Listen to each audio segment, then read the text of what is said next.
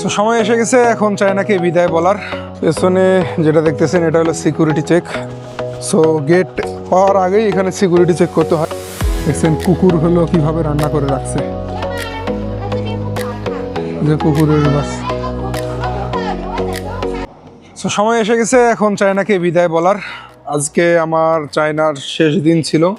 তো এখন আমি আছি চংকিংয়ে। চংকিং থেকে যাব গুয়াংজু এয়ারপোর্ট।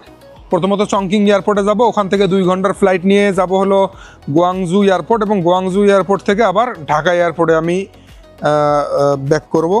তারপর ঢাকা এয়ারপোর্ট থেকে সৈয়দপুর থেকে আমাদের গ্রামের বাসা রংপুরে যাব।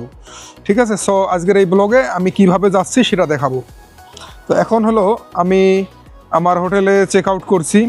চেক আউট করার পরে লাগেজ নিলাম, হ্যাঁ লাগেজ সাথে নিলাম। সো এখন হলো সামন থেকে একটা ট্যাক্সি নেই। সাধারণত ডিডি অ্যাপের মাধ্যমে নেওয়া ভালো, কিন্তু আমার যেহেতু সময় নাই, আমার 10টার সময় ফ্লাইট, সো আমি এমনিতেই লোকালি নেওয়ার চেষ্টা করব। সো আমরা এখন যাচ্ছি এয়ারপোর্টের উদ্দেশ্যে। পৌঁছতে অ্যারাউন্ড 25 মিনিট লাগবে। কিছুক্ষণের মধ্যে আমরা এয়ারপোর্টে পৌঁছায় যাব। সো রাতের ভিউ এটা। সো এয়ারপোর্টে পৌঁছে গেছি আমরা। এখন আমাদের গেট নাম্বার খুঁজতে হবে যে কোনটা দিয়ে ঢুকবো। সো টার্মিনাল 3-র সামনে আমরা আছি এখন, গেট নাম্বার 17। সো আমাদেরকে এখন কাউন্টার নাম্বার যেতে হবে 3F, হ্যাঁ 3D 3F। ওকে, এই যে দেখেন, হ্যাঁ এখানে ওই যে দেখা যাচ্ছে না নাম্বারগুলা। আচ্ছা চলেন ভিতরে গিয়ে দেখাই। বাংলাদেশ এয়ারপোর্টে তো প্রথমেই সিকিউরিটি চেক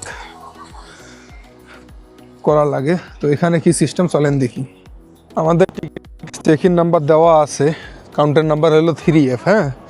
তো সেটা কিভাবে খুঁজে পাবো, এই দেখেন এখানে বড় বড় আকারে দেওয়া আছে।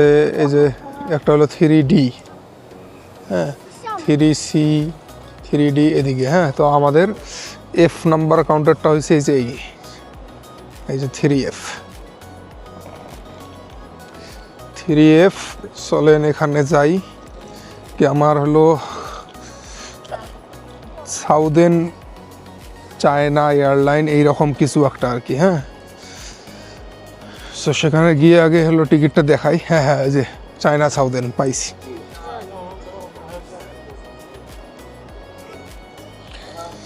এই যে চায়না সাউদার্ন এয়ারলাইন্স।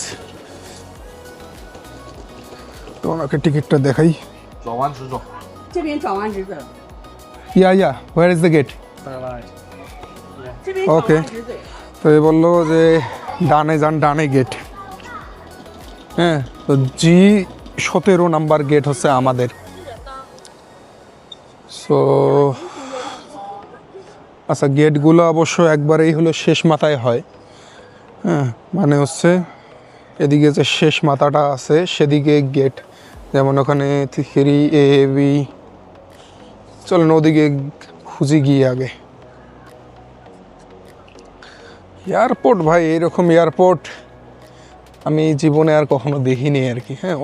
যে কয়টা দেশ গেছি ওখানকার এয়ারপোর্টগুলো অনেক ছোট, বেশি বড় ছিল না। তবে এই এয়ারপোর্টে আপনাকে যদি ছেড়ে দেওয়া হয়, হ্যাঁ, আপনি সারাদিন হেঁটেও হলেও শেষ করতে পারবেন না, হ্যাঁ। আমি তো এদের মানে মেট্রো স্টেশন, মানে পুরো সব জায়গাতেই হলো মেট্রো আছে।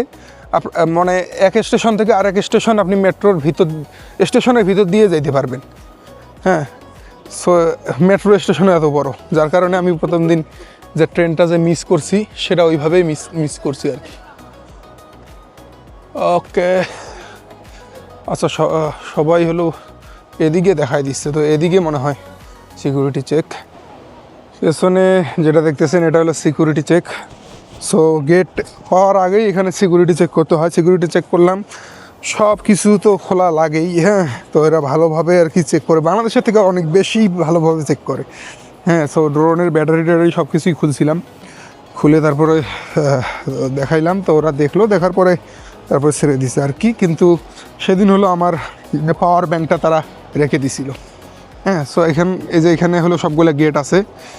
তো আমাদের গেট কিন্তু হলো G17। হ্যাঁ, তো G17 এদিকে দেখাই দিছে, তো এদিকে যাই।